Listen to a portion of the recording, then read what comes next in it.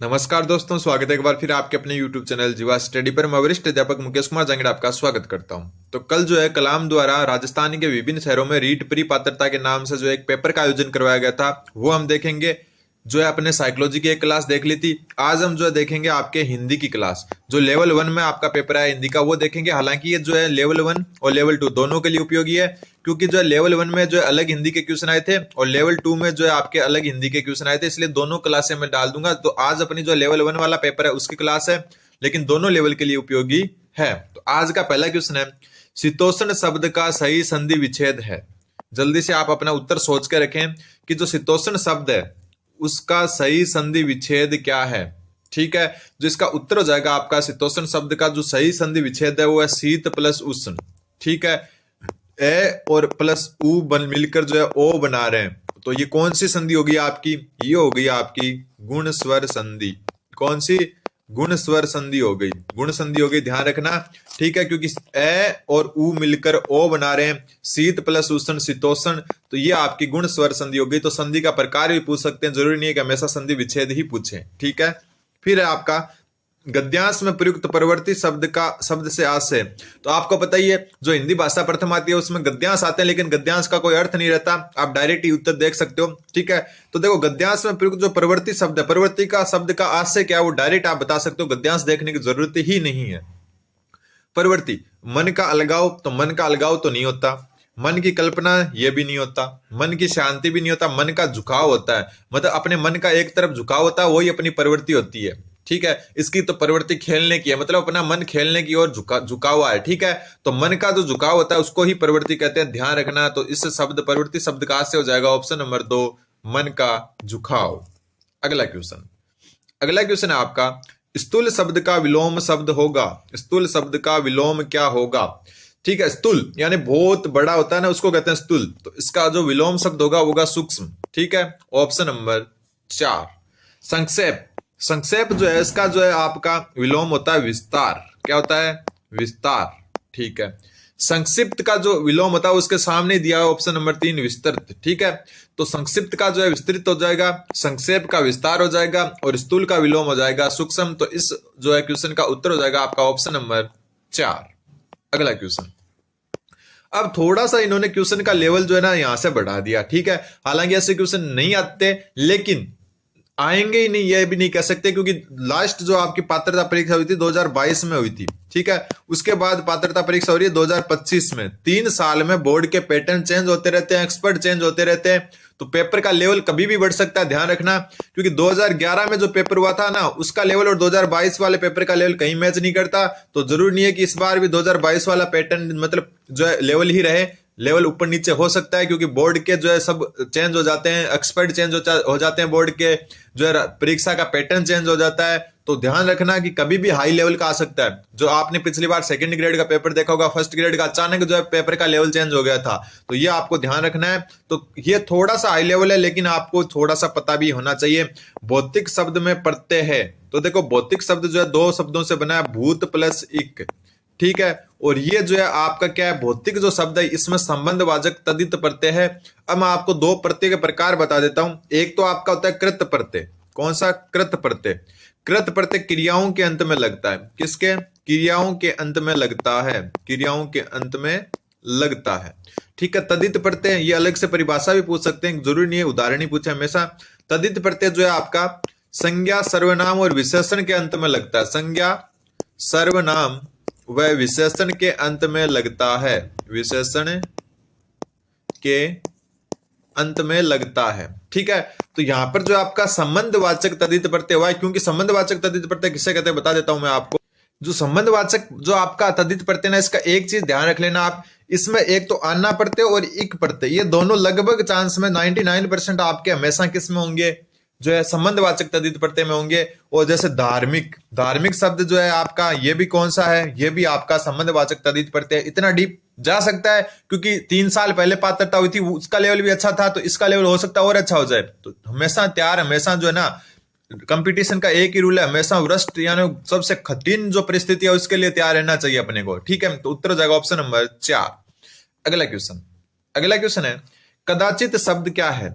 कदाचित शब्द जो है वो आपका क्या है, संज्ञा तो है नहीं, विशेषण है नहीं, सर्वनाम है नहीं, ये है आपका अवयव। ठीक है, अवयव क्या होता है, जो काल, वचन, ठीक है, काल, वचन, कारक, लिंग, ये जो है इनका जो है कभी बदलता नहीं है। लिंग कभी बदले नहीं, कभी नहीं बदले, वो होता है आपका अवयव। तो यहां पर जो कदाचित शब्द है ये आपका क्या है, अवयव है, ध्यान रखना। अगला क्वेश्चन है वापस जो है ये एक आपका दिया हुआ है, क्या दिया हुआ है, पैराग्राफ। लेकिन आपको पता है गद्यांश का कोई अर्थ नहीं होता, डायरेक्ट आप क्वेश्चन के उत्तर दे सकते हो। पता नहीं गद्यांश क्यों देते, क्यों पेज भरते हैं, आज तक समझ में नहीं आया अपने को।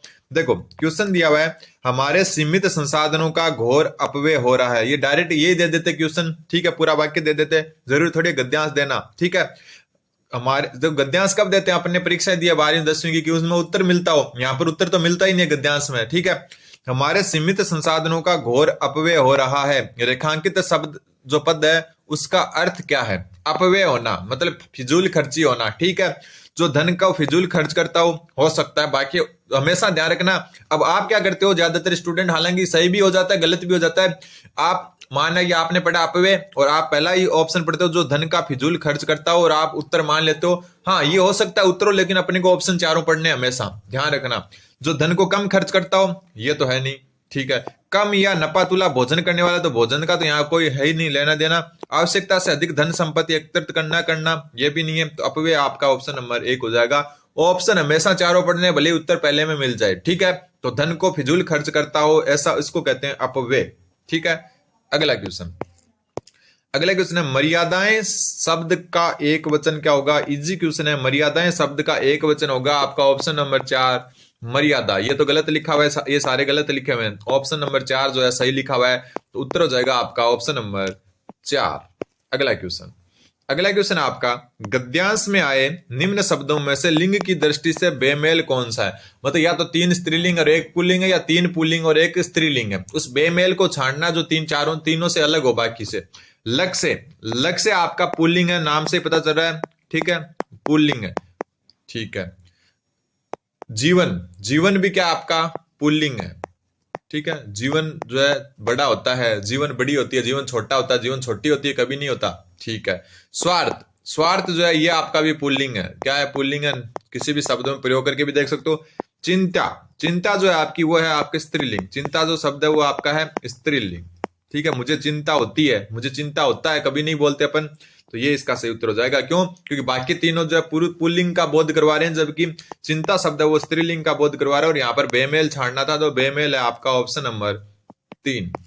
अगला क्वेश्चन है, देखो जीवन स्तर का ये बढ़ता अंतर आक्रोश और अशांति को जन्म दे रहा है, रही है, वाक्य में कौन सा काल है। ध्यान रखना, ये बात मैं बता चुका, जहां भी रहा है रही है आ जाए। रहा है जो प्रेजेंट कंटिन्यूअस टेंस होता है ना अपने इंग्लिश में, ठीक है, रहा है, रही है, रहे हैं, तो ये रहा है मतलब अभी भी हो रहा होगा। मतलब जीवन स्तर का ये बढ़ता अंतर आक्रोश और अशांति को जन्म दे रहा है, तो ये रहा है, रही है मतलब अभी पूर्ण नहीं हुआ है, तो इसको अपूर्ण वर्तमान काल कहेंगे, ध्यान रखना। और कई बार यहाँ पर ऐसे आ जाए रहा था, रही थी, ठीक है, ये आ जाए रहा था, रही थी, तो ये हो जाएगा अपूर्ण भूतकाल। ये रहा शब्द आते ही ध्यान रख लेना, अपूर्ण पर चले जाना और उत्तर कर देना, इसको ध्यान रखना। अगला क्वेश्चन आपका, अस्मिता शब्द का उपयुक्त अर्थ क्या है। अस्मिता बहुत अच्छा शब्द है, उसका जो उपयुक्त अर्थ क्या है, गुणवत्ता नहीं होता, फैलाव नहीं होता, आक्रोश नहीं होता। अस्मिता मतलब एक प्रकार का अभिमान होता है, इज्जत होती है। ठीक है, इज्जत, अभिमान या अस्मिता। ठीक है, तो ये ध्यान रखना, अपने जो गर्व या जो कुछ भी कर सकते हो उसको अस्मिता पर जो खतरा नहीं होना चाहिए, यानी कि अपने गर्व या अभिमान पर खतरा नहीं होना चाहिए। तो उत्तर इसका हो जाएगा ऑप्शन नंबर 1। अगला क्वेश्चन है, ये भी थोड़ा सा जो है हाई लेवल क्वेश्चन है कि रमेश जो पढ़ता है अच्छा पढ़ता है में प्रयुक्त उपवाक्य है। ठीक है, कौन से प्रकार का ये उपवाक्य है। एक बात तो ध्यान रखना, उपवाक्य होते हैं 3 प्रकार के। कितने प्रकार के, 3 प्रकार के, और तीनों के तीनों दिए हुए नाम, संज्ञाश्रित, विशेषणाश्रित और क्रिया विशेषणाश्रित उपवाक्य। ठीक है, यहां पूछा यह है कि जो आपका रमेश जो पढ़ता है अच्छा पढ़ता है, ये किस प्रकार का उपवाक्य है। ठीक है, अब देखो आपको मैं बता दूं, जो संज्ञा उपवाक्य होता है ना, संज्ञा उपवाक्य, संज्ञाश्रित उपवाक्य भी कह सकते हो, इसमें प्रधान वाक्य की संज्ञा के रूप में सहायता करता है। जो दूसरा वाक्य होता है ना, ये वाला, ये संज्ञा के रूप में सहायता करता है। और जो विशेषण आश्रित उपवाक्य होता है वो क्या करता है, संज्ञा या सर्वनाम की विशेषता बताता है। यानी वो जो उपवाक्य कौन सा हो गया, ये वाला जो उपवाक्य है वो पहले वाक्य की जो है विशेष, जो मतलब पहले वाक्य के जो आपके संज्ञा है या सर्वनाम है या विशेषण है उनकी क्या बताता है, विशेषता बताता है। तो देखो रमेश जो पढ़ता है अच्छा पढ़ता है, ठीक है, रमेश जो पढ़ता है अच्छा पढ़ता है, ये आपका होगा विशेषणाश्रित उपवाक्य। क्यों, क्योंकि जो यहाँ पर जो उपवाक्य रमेश की विशेषता पढ़ाता है कि वो जो भी पढ़ता है वो अच्छा पढ़ता है, ठीक है। इन चीजों को अगर आपने सही से नहीं पढ़ा तो एक बार जो है नजरों से जरूर निकाल लें। तो इसका उत्तर हो जाएगा आपका ऑप्शन नंबर 2। अगला क्वेश्चन है फिर आपका ये ऐसे क्वेश्चन आते हैं, देखो 42वां क्वेश्चन, ये कोई हार्ड नहीं मान सकते अपन। ये क्वेश्चन आते हैं, बच्चों ने गाना गाया, क्या किया, बच्चों ने गाना गाया, वाक्य किस प्रकार का है, क्या वो कर्मवाच्य है, कर्तवाच्य या भाव प्रधान वाच्य है, ठीक है। तो ध्यान रखना, बच्चों ने गाना गाया, किसने गाया, बच्चों ने, तो कर्ता महत्वपूर्ण है, उत्तर हो जाएगा इसका कर्तवाच्य। जिसमें वो कर्म प्रधान हो वो कर्म वाक्य होता है, कर्म वाच्य या कर्म प्रधान वाक्य होता है, और जिसमें भाव प्रधान हो वो भाव प्रधान वाक्य होता है। लेकिन इसमें बच्चों ने गाना गाया, बच्चा मतलब कर्ता प्रधान वाक्य, तो इसमें हो जाएगा कर्त प्रधान है, उत्तर हो जाएगा ऑप्शन नंबर 1। फिर आता है आपका ये जो 43वां क्वेश्चन, ये अच्छा क्वेश्चन है। देखो यहाँ पर अच्छा किस लिए वो मैं बता देता हूं। असंगत विकल्प का चयन करना है। विस्मयादि बोधक चिन्ह तो ये होता है, सबको पता है, सबसे सरल यही होता है। योजक चिन्ह ये होता है जो आता है ना, माता पिता, ऐसे बीच में लिखते हैं माता पिता, यानी दो शब्दों को जोड़ने वाला ये, तो ये होता है योजक चिन्ह, ठीक है। विवरण चिन्ह ऐसे होता है जैसे उद्देश्य, कोई नाम लिख दिया अपन ने और उद्देश्य लिख रहे हैं ऐसे करके कि उद्देश्य क्या है, ठीक है। जैसे लिख दिया विषय और फिर उसका विवरण दे देंगे विषय क्या है, ठीक है।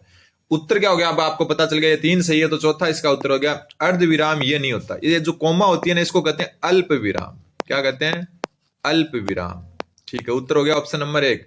लेकिन फिर अर्ध विराम किसे कहेंगे, अर्ध विराम देखो ये अल्प विराम और अर्ध विराम में दोनों में अंतर है। अर्ध विराम देखो ऊपर बिंदी और नीचे कोमा, ये होता है आपका अर्ध विराम, और ये अकेली कोमा आती है वो होती है अल्प विराम। तो ये उत्तर हो गया आपका ऑप्शन नंबर 1।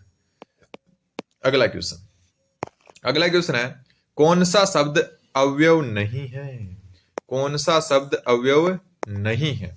तो जो इसका उत्तर हो जाएगा आपका ऑप्शन नंबर 1 ध्यान, ठीक है। ध्यान शब्द जो आपका अवयव नहीं है। अवयव के बारे में अपन बात कर चुके। अवयव मतलब जिसको तोड़ा नहीं जा सके, ठीक है, जिसको जो है तोड़ा नहीं जा सके, मतलब एक प्रकार से लिंग काल कारक और वचन के आधार पर जिसको चेंज नहीं किया जा सकते वो अवयव होते हैं। तो यहाँ पर अवयव नहीं पूछा है तो उत्तर हो जाएगा ध्यान। अगला क्वेश्चन, ये क्वेश्चन देखो थोड़ा सा, देखो ये असंगत विकल्प बताना है आपको। यहाँ पर देखो सबसे पहले जो है यहाँ पर एक तरफ मुहावरे या लोकोक्ति दी हुई है और सामने बताया गया ये मुहावरा या लोकोक्ति। अपने को गलत बताना है इसमें से कि कौन सा गलत है। ओस चाटे प्यास नहीं बुझती, ये आपका मुहावरा नहीं है, ये आपकी लोकोक्ति, ठीक है। अभी देखेंगे कैसे पता चलेगा ये क्या है, आपकी लोकोक्ति। तो ये इसका सही उत्तर हो जाएगा। डेढ़ चावल की खिचड़ी पकाना, ये आपका है मुहावरा। जहां फूल वहां कांटा, ये आपकी लोकोक्ति है। और चूहे बिल्ली का बेर यहाँ पर जो है होना चाहिए, चूहे बिल्ली का बेर होना, ये मुहावरा है, ठीक है। कारण क्या है मैं बता देता हूं आपको कि जो आपके लोकोक्ति होती है ना वो अपने आप में एक वाक्य होती है, जबकि जो आपका मुहावरा होता है ना वो ज्यादातर ना से खत्म होता है। किससे, ना से। जैसे ये चूहे बिल्ली का बेर होना था लेकिन ये होना नहीं लिखा हुआ, तो ये आपका मुहावरा हो गया। और पक्का ना, ये आपका मुहावरा हो गया, ये लोकोक्ति है। और ये भी आपको जो है ओस चाटे प्यास नहीं बुझती, ये लोकोक्ति है, क्योंकि इसका अपने आप में अर्थ है, अपने आप में ये वाक्य है। तो उत्तर हो जाएगा इसका ऑप्शन नंबर 1। अगला क्वेश्चन है, शेर की तरह दहाड़ने वाले आप, ये रेखांकित शब्द है। आज भिग्गी बिल्ली बन गए, रेखांकित पद में कौन सा पदबंध है। तो ये जो है मैं आपको बता चुका। देखो शेर की तरह दहाड़ने वाले आप क्या होता है, आप होता है आपका सर्वनाम, ठीक है। क्या होता है, सर्वनाम। तो ये जो है आपका क्या हो जाएगा, सर्वनाम पदबंध। ध्यान रखना, शेर की तरह दहाड़ने वाले आप शब्द होता है सर्वनाम, तो ये हो गया आपका सर्वनाम पदबंध, ठीक है। मतलब जो है शेर की तरह कौन दहाड़ रहा है, आप दहाड़ रहे हो, तो ये पूरा पदबंध किसकी तरफ इशारा कर रहा है, आपकी तरफ। और आप क्या होता है, मतलब पदबंध किसे कहते हैं? जैसे सर्वनाम पदबंध किसे कहेंगे? जो पूरा वाक्य या जो पूरा का पूरा जो शब्द है या फिर जो शब्दों का पूरा युग्म है वो किसी जो है सर्वनाम का बोध करवाए। तो यहां पर हो रहा है कि शेर की तरह धाड़ने वाले आप, यानी कि कौन धाड़ रहा है शेर की तरह? आप। तो उत्तर क्या हो जाएगा? सर्वनाम पदबंध। अगला क्वेश्चन है, निम्नलिखित में से हर्बटीय उपागम से संबंधित कौन सा कथन असत्य है? ठीक है, सबसे पहले इस उपागम के जनक जॉन फ्रेडरिक हर्बर्ट थे, बिल्कुल सही बात है। इस उपागम में 5 सोपानों का अनुसरण किया जाता है, बिल्कुल। कौन कौन से 5 जो आपके सोपान है वो मैं बता देता हूं, लाइन से याद रख लेना। पहला योजना, या जिसको प्रस्तावना भी कहते हैं, योजना या प्रस्तावना, ठीक है। दूसरा जो है इसमें वो ध्यान रखना, प्रस्तुतिकरण, प्रस्तावना प्रस्तुतिकरण, ठीक है। तीसरा जो इसमें होता है तुलना, 1 मिनट सही लिख देता हूं। तीसरा जो होता है वो होता है तुलना, ठीक है। चौथा जो होता है इसमें वो होता है सामान्यीकरण, तुलना सामान्यीकरण, ठीक है। और फिर जो आपका 5वां होता है वो होता है मूल्यांकन या अनुप्रयोग, मूल्यांकन इसी को कहते हैं अनुप्रयोग। ये होते हैं 5 पद हर्बटीय पंचपद दी गए, ठीक है। तो यहां पर जो है 5 सोपान होते हैं, बिल्कुल सही बात है। अब देखो उत्तर तो आपको कॉमन सेंस से पता चल जाएगा, 50-50 में है। कैसे है? ये उपागम स्मृति स्तर के शिक्षण पर आधारित है और ये उपागम बोध स्तर के शिक्षण पर आधारित है। यहां ही पता चल जाएगा कि इनमें से 2 उत्तर है, क्योंकि या स्मृति पर है तो बोध पर नहीं हो सकता, बोध पर है तो स्मृति पर नहीं हो सकता। तो यहां पर उत्तर क्या होगा वो ध्यान रख लेना। उत्तर हो जाएगा ऑप्शन नंबर 4। ये बोध स्तर पर आधारित नहीं है, ये स्मृति स्तर पर आधारित है। ध्यान रखना, ये चीज नई भी सीखने को मिली आपको। बोध स्तर के शिक्षण पर आधारित नहीं है, ये स्मृति शिक्षण पर आधारित है। तो उत्तर तीसरा तो सही है, चौथा क्या गलत है? तो अपने को असत्य पूछा था, तो ऑप्शन नंबर 4 हो जाएगा। अगला क्वेश्चन है आपका, जो आपको सुमेलित करना है, कलर से जो कर लेते हैं। सबसे पहले गद्य शिक्षण, जो गद्य शिक्षण है उसकी जो सामने विधियां दी हुई है उसमें से कौन सी विधि है? तो गद्य शिक्षण की मौन वाचन, यानी मन ही मन पढ़ना जो है गद्य शिक्षण की उपयुक्त विधि है, ठीक है। कलर करते हैं चेंज, उत्तर करते हैं चेंज। रचना शिक्षण, रचना शिक्षण की कौन सी विधि होती है? तो रचना शिक्षण की होती है आपके संवाद लेखन, यानी कोई संवाद लेखन कर रहे हो आप, किसी का इंटरव्यू लिख रहे हो या कोई और अदर चीज लिख रहे हो, वो रचना शिक्षण के अंतर्गत आती है। फिर बात करते हैं अपन व्याकरण शिक्षण की, किसकी? व्याकरण शिक्षण की। और व्याकरण शिक्षण की विधि इसके सामने ही दी हुई है, कौन सी विधि? आपकी आगमन विधि, ठीक है। फिर अपन बात करते हैं और अगले की, वो है आपकी पद शिक्षण, यह हम कहते हैं कविता पद, यानी कि कविता शिक्षण। और कविता शिक्षण की विधि आपकी रसास्वादन विधि, ऑप्शन नंबर 1। तो ये आपकी प्रमुख विधियां हैं। देखो जिस कलर में जो लिखे उससे वही मेल खा रही है। गद्य शिक्षण मौन वाचन, रचना शिक्षण संवाद लेखन, व्याकरण शिक्षण आगमन विधि, ठीक है। और पद या कविता शिक्षण रसास्वादन विधि। तो ये आपके सामने जो है मेल खाई हुई है। अगला क्वेश्चन है खंडवान्वय विधि जो है, सॉरी खंडान्वयन विधि है, उसका दूसरा नाम क्या है? खंडान्वय विधि जो है उसका दूसरा नाम आपको पता है कौन सी विधि है? प्रश्नोत्तर विधि है। खंडान्वय विधि का दूसरा नाम है आपका प्रश्नोत्तर विधि। ये क्वेश्चन भी कई बार आ चुका है। अगला क्वेश्चन है आपका, देखो अपनी एसएसटी की क्लास भी आएगी, ठीक है, रिकॉर्ड की हुई है, लेकिन क्या है ये बीच में जो है कलाम का टेस्ट आ गया, इसको भी सॉल्व कराना जरूरी है, क्योंकि सभी बोल रहे थे कि इसका जो है आप जल्दी से सॉल्यूशन करवा देना, ठीक है। फिर आता है आपका द्रुत मौन वाचन उपयोगी है, किस चीज में उपयोगी है द्रुत मौन वाचन? तो द्रुत मौन वाचन यानी कि तेज गति से मन ही मन में पढ़ना। बहुत अच्छा क्वेश्चन है। देखो तेज गति से मन ही मन में पढ़ना, द्रुत का मतलब है तेज गति से। एक मौन वाचन के जो है 2 प्रकार होते हैं, एक तो गहन मौन वाचन, एक द्रुत मौन वाचन। द्रुत वाला मतलब बहुत तेज गति से मन ही मन में पढ़ना, ठीक है। तो सबसे पहले ये पाठ्य पुस्तकों के गहन अध्ययन के लिए है? बिल्कुल नहीं, गहन मौन वो आपका गहन मौन वाचन होता है, ये नहीं है। फिर पाठ्य पुस्तक के केंद्रीय भावों तक पहुंचने के लिए, तो केंद्रीय भावों तक पहुंचने के लिए भी गहन वाचन करना पड़ेगा, तो ये भी नहीं है, ठीक है।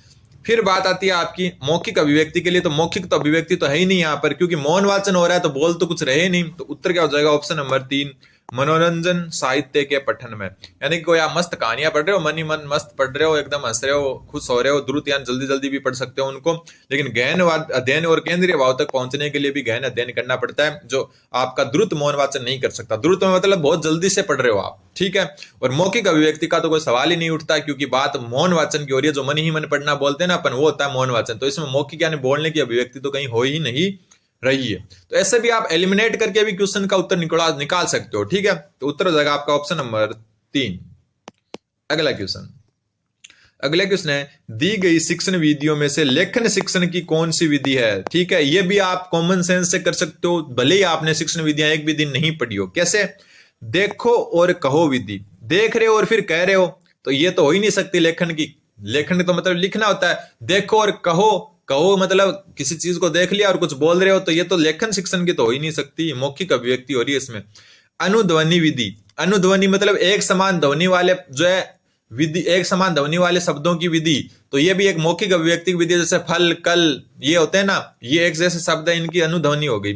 फिर ध्वनि सामे, ये ध्वनि सामे एक शब्दों की होगी, जैसे कै, फै, पै, इनके जो एक जैसी ध्वनि होती है, तो ये भी नहीं है। तो उत्तर होगा रूप। देखो ये सारी विधियां मौखिक रूप से बोलने वाली है, कह सकते हैं हम, जो है बोलने की जो व्यक्ति होती है इसमें। बाकी रूपा रेखानुकरण विधि, रूपरेखा अनुकरण विधि मतलब हो गया कि जैसे आपने जो है एक बच्चे को कै, खे से डाला और वो देख देख के जो है कै, खे लिख रहा है नीचे, तो ये आपकी लेखन शिक्षण की विधि है, रूपरेखा अनुकरण। यानी कि जैसा जो शिक्षक ने लिखा वैसा का वैसा आप उतार रहे हो, इसको कहते हैं रूपरेखा अनुकरण। यानी कि जैसी रूपरेखा उसका अनुकरण कर रहे हो आप, यानी वापस लिख रहे हो। तो उत्तर हो जाएगा ऑप्शन नंबर जो है 4। ऐसे क्वेश्चन आप कॉमन सेंस से कर सकते हो, पढ़ने की जरूरत नहीं है अगर मान लो कि आपने ये विधि नहीं पढ़ी है तो। फिर ये क्वेश्चन जो मैं लगभग 10 बार करवा चुका, भाषाई कौशल का सही मनोवैज्ञानिक एवं स्वाभाविक क्रम बताओ। और ये बात मैं बता चुका आपको, LSRW याद रखना। आपको क्या याद रखना है? LSRW। ठीक है, L मतलब लिसनिंग, लिसनिंग यानी सुनना। S मतलब स्पीकिंग, स्पीकिंग यानी बोलना। ठीक है, R मतलब रीडिंग, रीडिंग यानी पढ़ना। W मतलब राइटिंग, राइटिंग यानी लिखना। तो ये दूसरा ही उत्तर हो गया इसका, सुनना, बोलना, पढ़ना और लिखना। इंग्लिश अगर आपके सेकंड लैंग्वेज है तो भी LSRW आ सकता है, आपके ध्यान रखना। फिर पाठ्य पुस्तक निर्माण में विषय सामग्री के स्तरीकरण की सही प्रक्रिया कौन सी नहीं है? मतलब आप 6ठी क्लास के लिए पाठ्य पुस्तक बना रहे हो या 7वीं के लिए, उसका जो स्तर है उसको मैच करवाने के लिए कौन सी जो है सही प्रक्रिया नहीं है, वो पूछा है। पहला यथार्थ से आदर्श की ओर, बिल्कुल पहले यथार्थ फिर धीरे धीरे उनको आदर्श की ओर ले जाते हैं, ये तो बात सही है।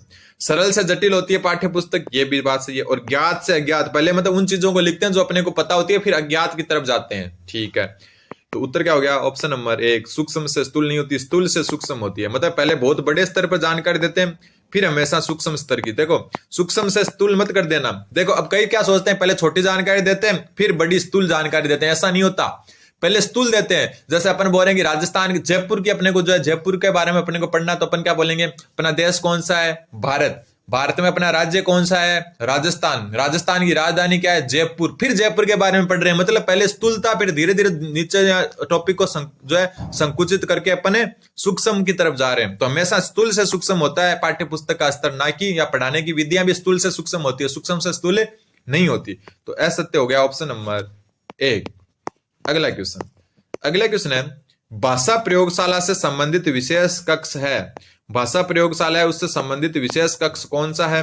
श्रवण कक्ष, भंडार कक्ष और परामर्श कक्ष, तीनों के तीनों ही उत्तर होंगे। उत्तर हो जाएगा आपका उपयुक्त सभी। तो इसको नोट कर सकते हो अलग से। भाषा प्रयोगशाला के लिए भंडार कक्ष, श्रवण कक्ष और परामर्श कक्ष तीनों ही संबंधित होते हैं। फिर अगला क्वेश्चन थोड़ा छोटा करना पड़ेगा क्योंकि क्वेश्चन बड़ा लिखा हुआ है। क्वेश्चन नंबर 55 जो है आपका, कि विद्यार्थियों के सीखने में जो रिक्तियां रह जाती है उनके निदान के बाद डैश होना चाहिए। तो आपको पता है निदान में क्या होता है? कारणों का पता लगाया जाता है कि ये रिक्तियां क्यों रही, अधिगम कठिनाई के कारणों का पता लगाया जाता है। और निदान के बाद क्या होता है? उपचार होता है। तो देखो अब सघन अभ्यास भी नहीं होगा, सभी पाठों को व्यवस्थित रूप से दोहराव भी नहीं होगा, शिक्षार्थी अभिभावकों से उपलब्धि के बारे में चर्चा भी नहीं होगी, समुचित उपचारात्मक कार्य होगा। क्यों? क्योंकि निदान हो गया मतलब कारणों का पता लग गया, तो अब इनका उपचार करो, उन कारणों को दूर करो। तो निदान जो होता है वो उपचार का क्या होता है? आधार होता है। तो निदानात्मक परीक्षण उपचारात्मक कार्य का आधार होता है। तो निदान के बाद हमेशा क्या होगा? उपचारात्मक कार्य होगा। ऑप्शन नंबर 4 इसका सही उत्तर हो जाएगा। ठीक है, इजी क्वेश्चन था। अगला क्वेश्चन है, एक अच्छे परीक्षण की कौन सी विशेषता ये सुनिश्चित करती है कि पूर्वाग्रह से मुक्त है? पूर्वाग्रह से मुक्त होने का मतलब क्या है? जैसे मान लो कि मैं टीचर हूं, जैसे अभी 10वीं क्लास को पढ़ा रहा हूं और मेरे को पता है ये लड़का या लड़की जो है इंटेलिजेंट है, ठीक है। अब जैसे उनकी कॉपी आएगी ना तो मेरे मन में यही होगा कि यार ये तो इंटेलिजेंट है, फिर उसकी छोटी छोटी गलतियां पर नजरअंदाज कर देते हैं कि यार कोई ना, छोटी गलतियां हो जाती है लेकिन बच्चा इंटेलिजेंट है, क्लास में अच्छा पढ़ता है और 3 में से 3 नंबर दे दिए ऐसे, ठीक है। लेकिन कौन सा जो परीक्षण है जो पूर्वाग्रह से मुक्त है, कौन सी जो विशेषता है परीक्षण की जो पूर्वाग्रह से मुक्त है, मतलब पहले से नहीं फिक्स कर सकते कि ये इंटेलिजेंट है तो इसके ज्यादा नंबर ही आएंगे आपको, ठीक है। तो ऐसे जो आपके जो लक्षण होते हैं, मतलब ऐसी विशेषता है किसी परीक्षण की जो उसको पूर्वाग्रह से मुक्त रखती है, वो होती है वस्तुनिष्ठता। यानी अभ्यासाध्य वाले क्वेश्चन होते हैं ये वस्तुनिष्ठ होते हैं, कारण कि यहां से आप चाहे कोई इंटेलिजेंट है कोई कमजोर है, आप जो आप चेक कर रहे हो, मतलब जो टीचर है उसका कोई रोल नहीं है, ठीक है। जैसे ओएमआर शीट चेक कर रहे हैं तो कोई रोल नहीं है टीचर का कि ये यार ये बच्चा अच्छा पढ़ता था 12वीं में, इसको जो है हम सेकंड ग्रेड टीचर बना देते हैं, ऐसा नहीं होता। क्यों? क्योंकि आपने ओएमआर में क्या भरा है। अगर ये लिखित परीक्षा होती तो उसमें वस्तुनिष्ठता नहीं होती, उसमें आप अपने हिसाब से यार कहते यार ये इस बच्चे को जानता हूं मैं, अच्छा है, ये अनुशासन रहता है, तो अनुशासन का कोई लेना देना नहीं होता कि वो अच्छा ही करे, तो ऐसे 3 नंबर दे देते हैं अपन। तो ध्यान रखना वो गुण क्या होता है, वस्तुनिष्ठता होता है, जो पूर्वाग्रह से क्या होता है, मुक्त होता है। फिर अगला क्वेश्चन, सर्व दृश्य सामग्री या दृश्य सर्व सामग्री के संबंध में असत्य कथन बताना है। सबसे पहला साध्य के रूप में प्रयुक्त होनी चाहिए, तो पहला ही असत्य हो गया। क्यों? क्योंकि ये जो है आपके साधन के रूप में होती है, मतलब साधन क्या हो गया, जिसका उपयोग हम जो है शिक्षण में करते हैं वो हो गया साधन। साध्य क्या होता है, जिसके लिए हम पढ़ते हैं, मतलब जो चीजें अपने को चाहिए, टारगेट होता है ना एक का, वो होता है साध्य, और साधन उस टारगेट तक पहुंचने का जरिया होता है। तो दृश्य सर्व सामग्रियां आपका साधन है, ना कि साध्य, तो पहला ही गलत हो गया। बाकी देखो सुंदर, आकर्षक और रुचिकर होनी चाहिए, बिल्कुल होनी चाहिए, साधन के रूप में प्रयुक्त होनी चाहिए, देखो ये रहा, तो बिल्कुल सही है। छात्र के मानसिक स्तर के अनुरूप होनी चाहिए, बिल्कुल पहला क्या हो गया, गलत हो गया। अगला क्वेश्चन है, सतत एवं व्यापक मूल्यांकन की कौन सी विशेषता नहीं है। सबसे पहला, छात्रों के ज्ञानात्मक, भावात्मक, क्रियात्मक तीनों पक्षों का मूल्यांकन संभव है, इसमें बिल्कुल संभव है। सीसी सतत एवं व्यापक मूल्यांकन। छात्रों में निरंतर अध्ययन की आदत का विकास करना, बिल्कुल है। फिर इसमें छात्रों की रुचियों और अभिव्यक्तियों पर ध्यान नहीं दिया जाता, नेगेटिव आ गया, मतलब यही उत्तर हो गया, क्योंकि अपने को नेगेटिव ही पूछा था, विशेषता नहीं पूछा था। तो छात्रों की रुचियों और अभिव्यक्तियों का भी ध्यान रखा जाता है इसमें। सतत एवं व्यापक का मतलब हर क्षेत्र का, व्यापक मतलब तो सतत मतलब निरंतर चल रहा है। इसमें पृष्ठ पोषण प्रवृत्तियों, उपचारात्मक शिक्षण की व्यवस्था की जाती है, बिल्कुल की जाती है। तो ऑप्शन 3 इसका सही उत्तर हो गया। अब आपके क्वेश्चन आएंगे राजस्थानी, जो आपके बोली और साहित्य जुड़ा है वहां से, कि दक्षिणी राजस्थान के डूंगरपुर बांसवाड़ा भूभाग पर बोली जाने वाली बोली कौन सी है। तो डूंगरपुर बांसवाड़ा में देखो, यहाँ बागड़ी और यहाँ वागड़ी, ये दोनों बोलियां राजस्थान में बोली जाती है, लेकिन दोनों अलग अलग क्षेत्र में। वागड़ी बोली जाती है वागड़ क्षेत्र में, जो आपका डूंगरपुर बांसवाड़ा है, कौन सा, जो आपका डूंगरपुर और बांसवाड़ा का क्षेत्र है, वागड़ क्षेत्र, वहां वागड़ी बोली जाती है। तो ये इसका सही उत्तर हो गया, क्योंकि अपने को ये पूछा है। अब ये बागड़ी जो बोली है ये हनुमानगढ़ चूरू में बोली जाती है, कहां पर है, हनुमानगढ़ का कुछ जो है पूरा का पूरा भाग और चूरू का कुछ भाग, ठीक है। चूरू का पूरा भाग नहीं है, कुछ भाग, और गंगानगर के भी कुछ भाग में ये बोली जाती है बागड़ी बोली, ठीक है। और जो कुछ भाग झुंझुनू का भी आता है इसमें, लेकिन हनुमानगढ़ इसमें पूरा का पूरा आता है। देवड़ावाटी जो आपकी सिरोही में बोली जाती है, कहां पर, सिरोही के आसपास के क्षेत्र में। और खिराड़ी बोली जो आपका भीलवाड़ा शाहपुरा के आसपास, ठीक है, भीलवाड़ा शाहपुरा के आसपास बोली जाती है, ध्यान रखना। फिर बात आती है आपके हमीर महाकाव्य के लेखक कौन है। देखो इसका उत्तर 2 नंबर हो जाएगा, ठीक है। हमीर महाकाव्य के लेखक है नयन चंद्र सूरी, ऑप्शन नंबर 2। फिर नरपति नाले ने क्या लिखा था, इन्होंने क्या लिखा था, नरपति नाले ने लिखा था बिसल देव रासो, क्या लिखा था, बिसल देव रासो, जो विग्रह राज चतुर्थ है उन पर जो आधारित है ये। दलपत विजय है इनका नाम, दलपत सिंह का। दलपत विजय ने एक लिखा था खुमान रासो, जो फेमस है वो बता रहा हूं आपको, खुमान रासो। और जयानक ने लिखा था, एक मिनट, जयानक ने लिखा था पृथ्वीराज विजय, पृथ्वीराज विजय। और पृथ्वीराज रासो किसने लिखा था, चंद्रबरदाई ने, और इन्होंने लिखा था पृथ्वीराज विजय। तो ये आपके 30 क्वेश्चन जो लेवल 1 वाले पेपर में आए थे हिंदी के, वो थे। उम्मीद है आपके समझ में आए होंगे, चैनल को सब्सक्राइब करें। अब जो लेवल 2 वाले में पेपर में भी हिंदी अलग आई थी ना, हालांकि दोनों लेवल, ये वाली भी लेवल 2 के लिए उपयोगी है और वो वाली भी लेवल 1 के लिए उपयोगी है, लेकिन जो 1-2 टॉपिक ऊपर नीचे हैं, प्लस जो है आपका अलग अलग जो है पेपर में अलग अलग आई थी, वो हम जो है अगली क्लास में करेंगे। तब तक आप चैनल को सब्सक्राइब करें, नीचे सब्सक्राइब बटन दिया हुआ है, काला जो है एकदम बॉक्स बना हुआ है, उसको प्रेस करें, लाइक बटन दबाएं। टेलीग्राम ग्रुप से जुड़ना है तो डिस्क्रिप्शन में लिंक दिया हुआ है। धन्यवाद, बने रहें जीवा स्टडी के साथ।